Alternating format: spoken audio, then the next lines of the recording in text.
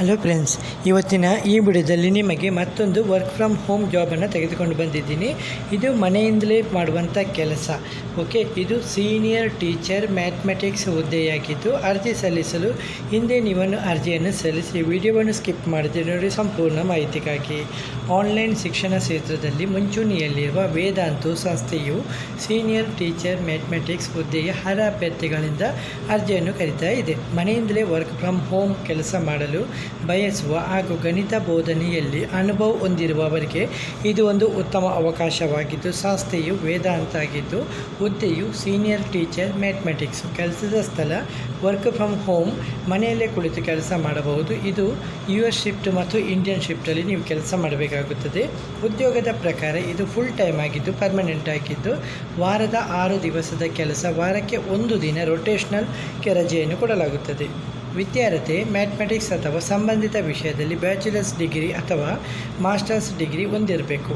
ಅನುಭವ teaching, academic quality ಮತ್ತು teacher training ಕ್ಷೇತ್ರದಲ್ಲಿ ಕನಿಷ್ಠ 3 ವರ್ಷಗಳ ಅನುಭವ ಇರಬೇಕು. ಮತ್ತು ಇದು ED-ಟೆಕ್ ಸಂಸ್ಥೆಯಲ್ಲಿ ಕೆಲಸ ಮಾಡಿದ ಅನುಭವ ಇದೆಯಲ್ಲ ಆದ್ಯತೆ ಕೊಡ್ತಾರೆ ಅಂತ ಹೇಳಿದ್ದಾರೆ. ಪ್ರಮುಖ ಜವಾಬ್ದಾರಿ: ಲೈವ್ ಮ್ಯಾಥಮೆಟಿಕ್ಸ್ ತರಗತಿಗಳನ್ನು ಪರಿಶೀಲಿಸಿ ಆಡಿಟ್ ಗುಣಮಟ್ಟವನ್ನು ಮೌಲ್ಯಮಾಪನ ಮಾಡುವುದು ಮತ್ತು ಶಿಕ್ಷಕರಿಗೆ ಮಾರ್ಗದರ್ಶನ ಹಾಗೂ ತರಬೇತಿ ನೀಡಿ ಬೋಧನಾ ಗುಣಮಟ್ಟವನ್ನು ಹೆಚ್ಚಿಸುವುದು ಮತ್ತು ಪಠ್ಯಕ್ರಮವನ್ನು ಪರಿಣಾಮಕಾರಿಯಾಗಿ ಬೋಧಿಸಲು ಸಹಕರಿಸುವುದು. ಹಾಗೆ ಅಕಾಡೆಮಿಕ್ ಆಪರೇಷನ್ಸ್ ಹಾಗೂ ಪೇರೆಂಟ್ ಸಪೋರ್ಟ್ ತಂಡಗಳೊಂದಿಗೆ ಸಮನ್ವಯವಾಗಿ ಕೆಲಸ ಮಾಡುವುದು ಹಾಗೂ ವಿದ್ಯಾರ್ಥಿಗಳ ತೃಪ್ತಿ, ಕಲಿಕೆಯ ಗುಣಮಟ್ಟ ಮತ್ತು ವಿದ್ಯಾರ್ಥಿಗಳ ನಿರಂತರತೆಯನ್ನು ಹೆಚ್ಚಿಸಲು ಕೆಲಸವನ್ನು ಮಾಡುವುದು.